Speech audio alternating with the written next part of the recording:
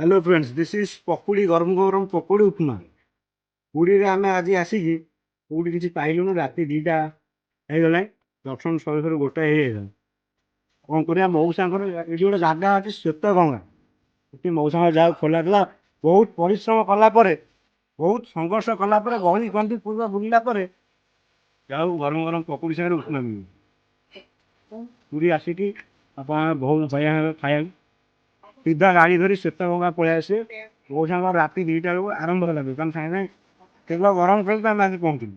देखते बाप बाटी खाइबन ताटे हाथ पुड़ेबन।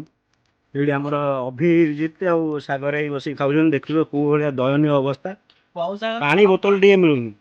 ଏ ଦେଖ ରୁଦ୍ରାଇ ଏପଟେ ମିଷ୍ଟର ଫାର୍ମାସିଷ୍ଟ ଜ୍ୟୋତିରଞ୍ଜନ ବେହେରା ଦେଖିପାରୁଥିବେ ଗରମ ଗରମ ଉପମା ସାଙ୍ଗରେ ପକୁଡ଼ି।